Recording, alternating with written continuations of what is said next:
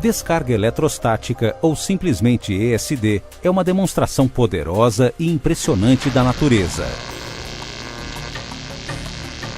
Uma visão espantosa da ESD é o flash brilhante de um raio sobre o céu noturno.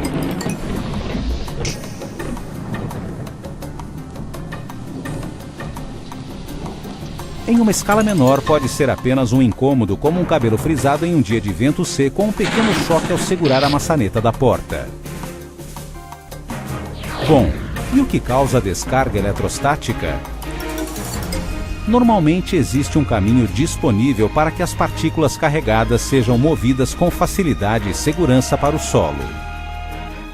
Se esse caminho estiver danificado ou bloqueado por um isolador, as partículas carregadas se acumulam e aguardam a oportunidade de se deslocarem para outro objeto. Quando tais objetos estão muito próximos ou quando existem suficientes partículas acumuladas para superar a distância, elas se deslocam e causam uma fagulha. Geralmente essas fagulhas ocorrem em uma escala tão pequena que nem sequer chegamos a vê-las ou a senti-las. No entanto, apesar de não sermos capazes de percebê-las, muitos dispositivos eletrônicos são tão sensíveis que podem ser danificados ou totalmente destruídos por elas. No caso de uma ocorrência de ESD como essa, em que as partículas acumuladas passam de um objeto a outro, elas podem interromper um sinal ou causar um curto-circuito, o que resultaria na falha da peça. Mesmo que a peça não apresente imediatamente a falha, essas descargas poderão causar danos parciais ou latentes que encurtarão a vida útil do produto, mesmo com o uso normal do mesmo. O uso de uma barreira de ESD para interceptar as cargas e fornecer um caminho para a segurança permite defender os dispositivos eletrônicos delicados contra danos eletrostáticos. No entanto, se ocorrerem ataques com descargas mais poderosas, esse único ponto de defesa será derrubado. Nesses casos, é necessário adotar uma defesa mais robusta e completa. Um plano contra ESD abrangente e bem integrado limitará os danos e reduzirá as falhas e devoluções de produtos. Na verdade, os danos decorrentes de ESD são hoje um dos problemas mais sérios da indústria de eletrônicos. Somente nos Estados Unidos, tais problemas causaram prejuízos de centenas de milhões de dólares ao ano. É o efeito cumulativo dos danos de ESDs que aumenta ao longo do tempo. Por exemplo, um fabricante de placas-mãe pode enviar 1000 placas por semana com uma taxa de precipitação radioativa de 1%, metade da qual é causada por danos de ESD. Isso significa 5 placas falhando por semana em função da ESD. Se as placas custam uma média de $120, isso gera uma perda de $600 semanais, ou $31.200 por ano. A devolução de produtos que apresentam falhas de ESD latentes custam ainda mais caro. O fabricante gasta mais dinheiro em suporte ao cliente, custos de entrega e testes de depuração na fábrica. O impacto financeiro e os danos à reputação da empresa podem ser evitados enormemente por meio de práticas bem implementadas e de baixo custo. Para minimizar as chances de danos de ESDs, existem 3 áreas de foco principais: equipamento pessoal, ambiente de trabalho e área de trabalho individual. O custo de fornecer a um trabalhador um equipamento apropriado de segurança contra ESD pode ser menor do que o de uma única placa-mãe atingida por uma ESD errante.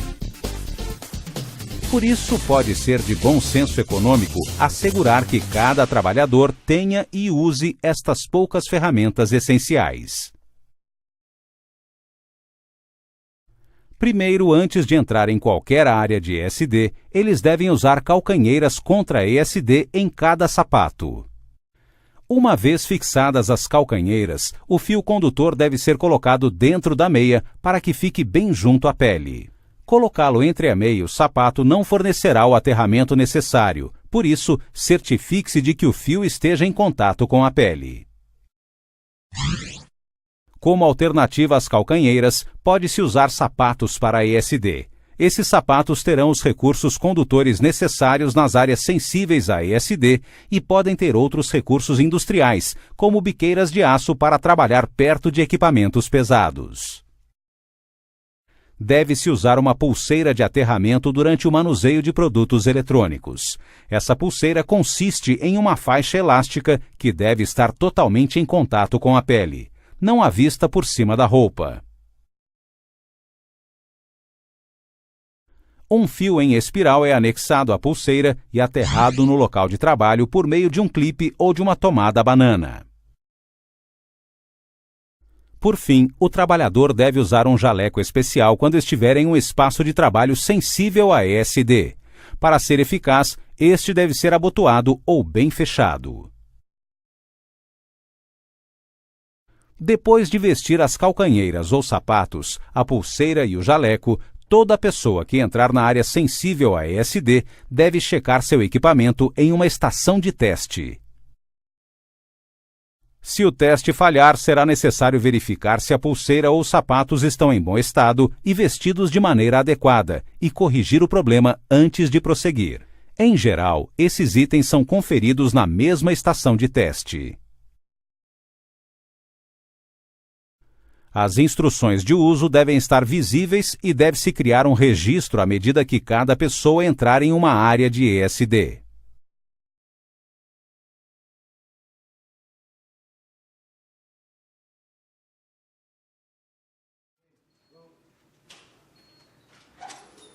Um local de trabalho equipado adequadamente contra ESDs deve atender a duas áreas fundamentais: ambiente e aterramento apropriados. Como o ar seco contribui para a formação da ESD, o ambiente de trabalho deve ter controles de umidade. Recomenda-se manter o nível de umidade do ar acima do padrão mínimo da indústria, que é de 21% de umidade relativa.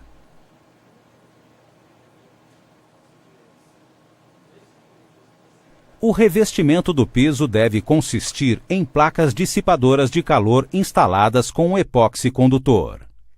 Elas são encontradas tanto em placas de carpete ou vinil e fornecem uma grande superfície condutora.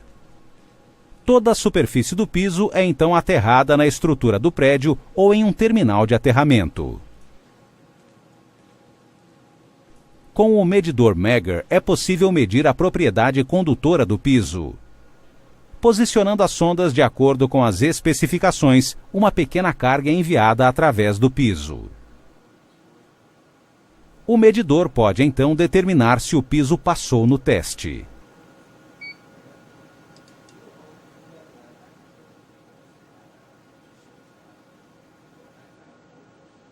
Os pisos não condutores falharão no teste.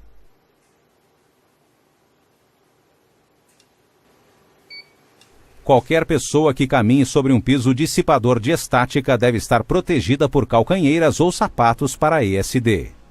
Um carrinho com rodas de plástico empurrado sobre o piso pode gerar uma carga estática. Assim, qualquer carrinho usado nesta área deve ter rodas condutoras e/ou uma correia de aterramento. Todas as bancadas de trabalho devem ser acompanhadas de uma cadeira ou manta com dissipador de estática, além de um local para prender a pulseira antiestática. Todos esses três itens devem estar conectados entre si e aterrados apropriadamente. As áreas de trabalho individuais devem estar livres de entulhos e itens que possam gerar cargas. Use um medidor de campo para testar os itens que possam prejudicar os materiais sensíveis a ESD. É recomendável remover todos os itens que não tiverem proteção contra ESD. Cada bancada deve ter uma cadeira protegida contra ESD. Essas cadeiras contêm materiais dissipadores de estática no assento e no encosto. A cadeira é aterrada ao piso por meio de rodinhas feitas de materiais condutores ou por meio de uma correia de aterramento. Quando a pessoa senta em uma dessas cadeiras, o aterramento ocorre de seus jalecos para a cadeira e desta para o piso. Antes de manusear qualquer material, deve-se plugar a pulseira antiestática no receptáculo de aterramento da bancada de trabalho. Uma estação de trabalho utilizada de maneira apropriada proporciona vários caminhos para aterramento, obtendo o máximo de proteção contra danos por cargas estáticas. Com o equipamento de aterramento apropriado, o trabalhador opera e trabalha com segurança com materiais sensíveis a ESD. Mas como as cargas estáticas podem pular distâncias curtas, deve-se manter outras pessoas afastadas do local de trabalho, especialmente se estas não estiverem equipadas de maneira apropriada. Após trabalhar com qualquer item sensível a ESD ou prepará-lo para transporte, assegure-se que ele seja armazenado em recipientes antiestáticos. O material da embalagem deve envolver totalmente o item. Essas medidas preventivas levam pouco tempo para programar, não atrapalham o trabalho e compensarão rapidamente o investimento com o aumento dos lucros.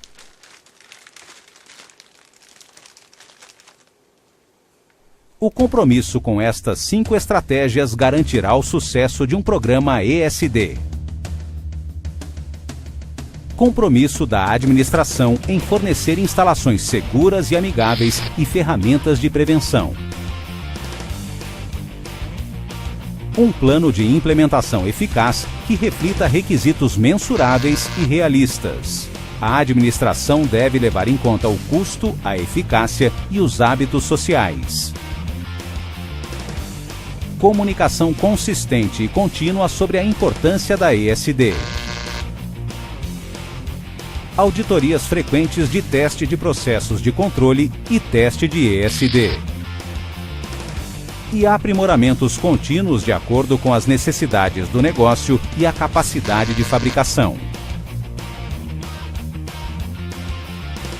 Se todos os funcionários da montagem até a administração compreenderem o que é a ESD e trabalharem ativamente para evitá-la, sua empresa estará no caminho certo para ser reconhecida como um fabricante de alta qualidade.